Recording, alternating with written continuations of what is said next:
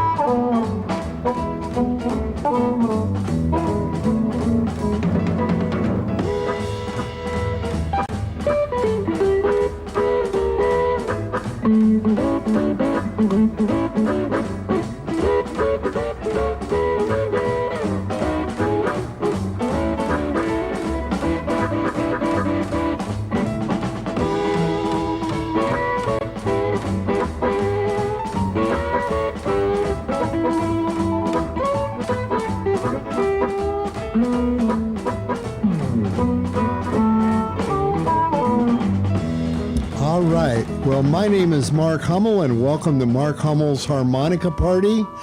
And we are sponsored by Seidel Harmonicas, Electrify Records, and Mountaintop Records.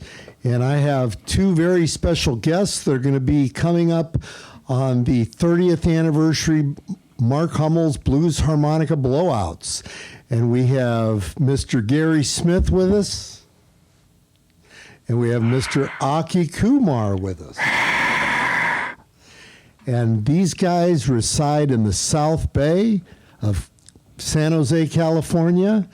And we're just going to talk about the blues harmonica, Big Walter Horton, the harmonica blowouts, a little bit about these guys' experiences with blues music.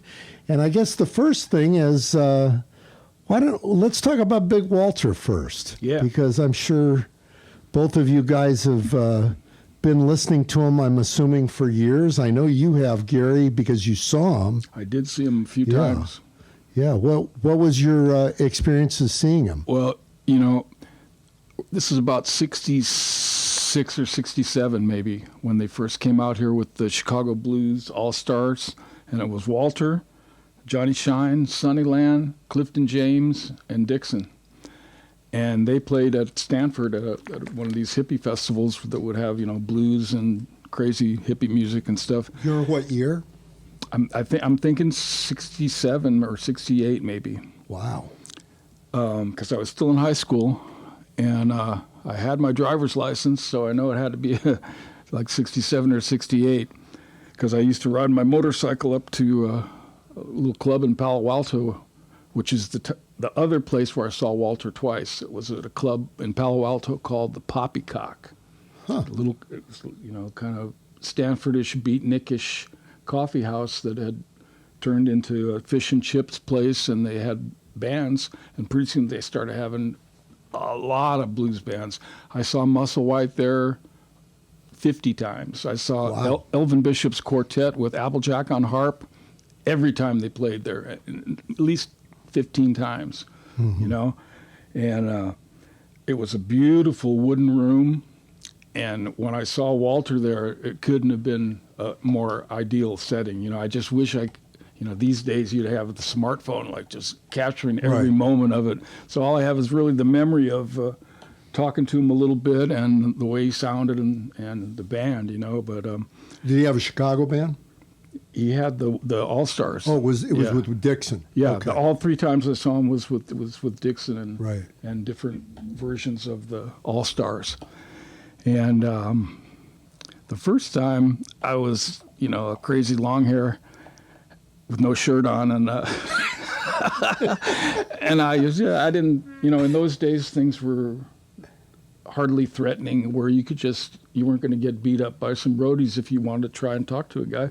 I just walked backstage and looked at Walter and went up and started talking to him, And for anybody who had that experience, he was a very different individual, man. A whole different wavelength, I mean, you got to admit, here's this guy, didn't come out to the West Coast very much, pretty much stayed in the West Side or South Side.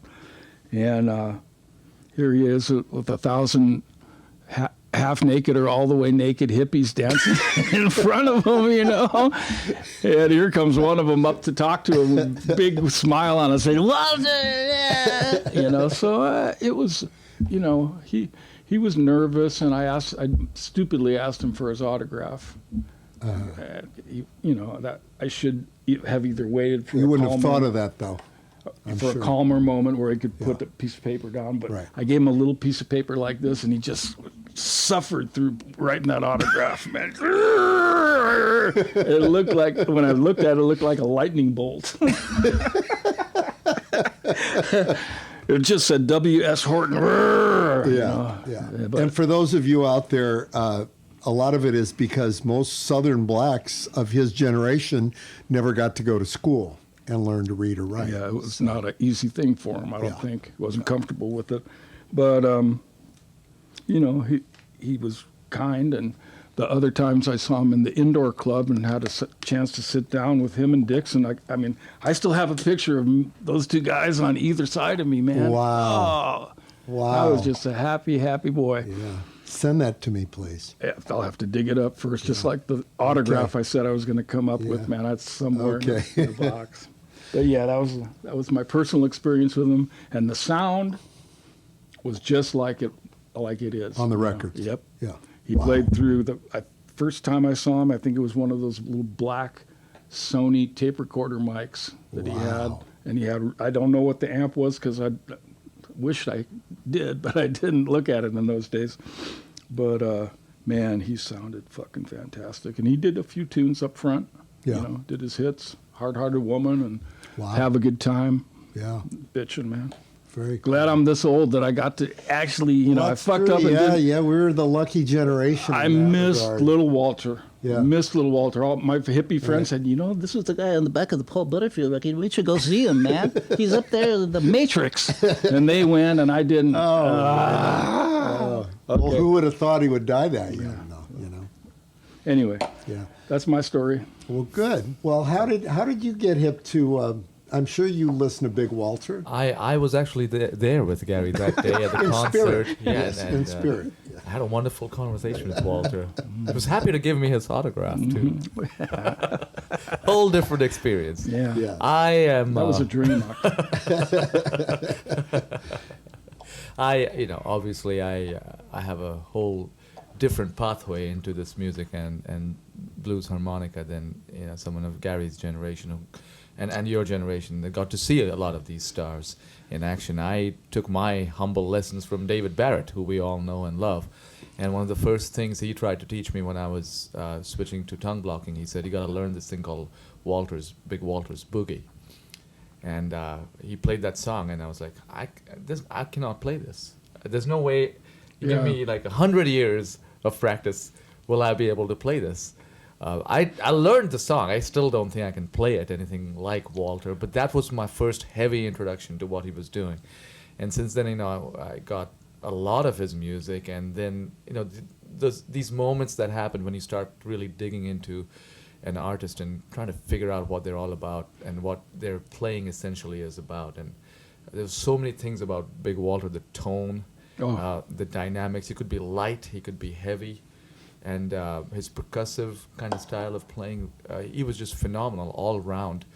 And when I heard the solo he played on Evening Sun, for instance. Oh, man. That solo, or the stuff he plays on Walking By Myself. Exactly. Then in the last couple of years, I really got into that album he did with Johnny Young, which is phenomenal Acoustic, stuff. The Arhoolie one. The Arhoolie one. Yeah. And just from doing all of that, I've just grown to love him more and more and more. And so right up there with someone like Little Walter to me.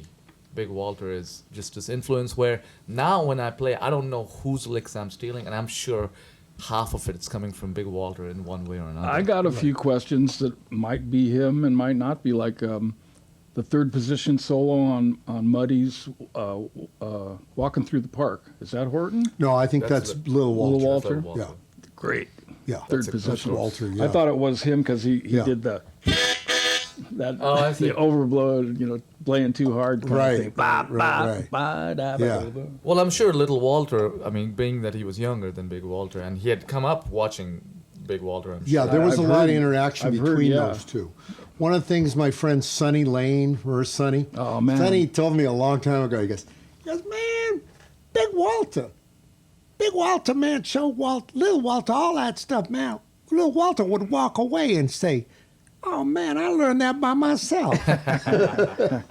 He claimed that Little Walter would, like, go and woodshed whatever he learned off of Big Walter, and then he'd claim it for his own.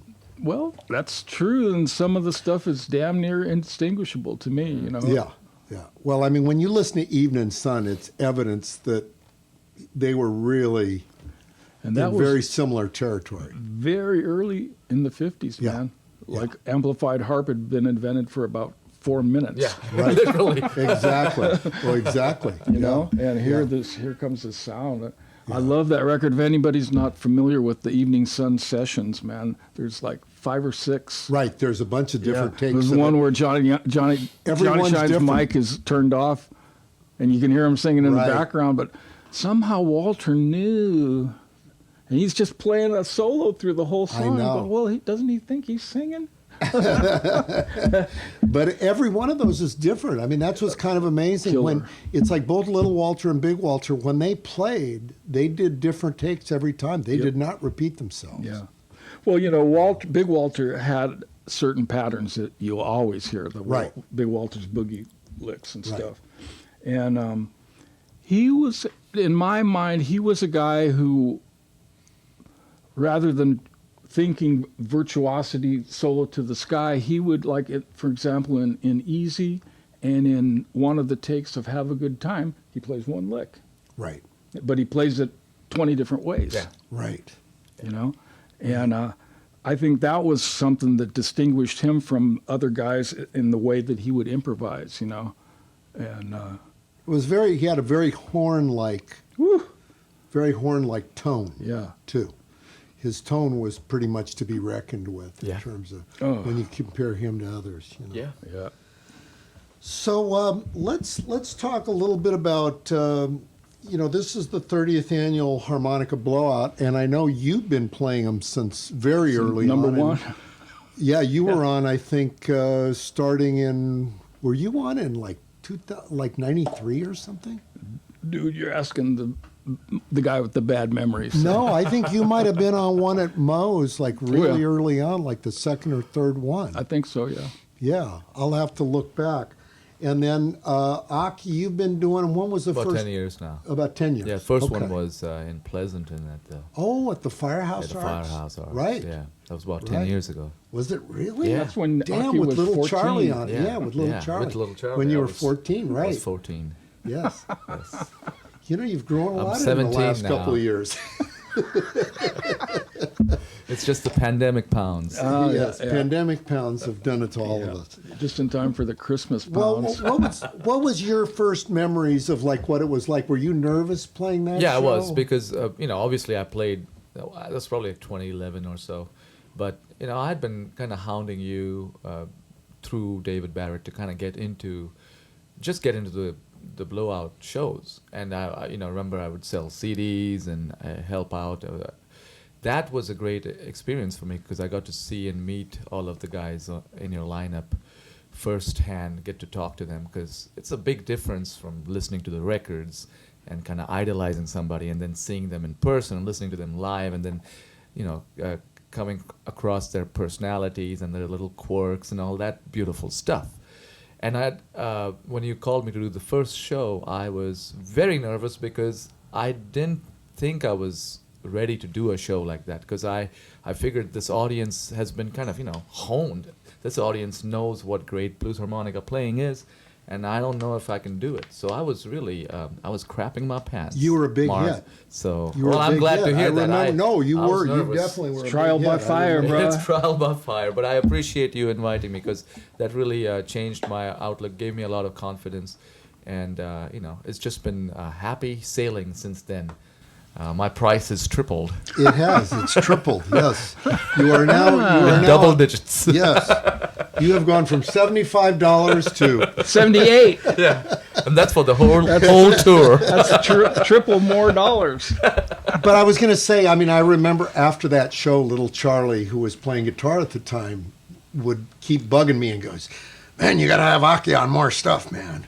So, he was pushing me towards, having you more and more on shows. Well, good. Cool, man. I'm glad it worked out in my favor. Yes, yes.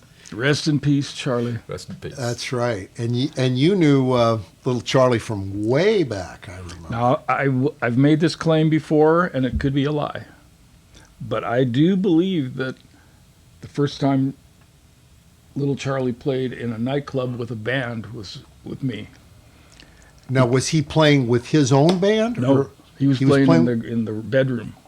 He had an apartment in Berkeley, and he had switched to guitar, a while before that. And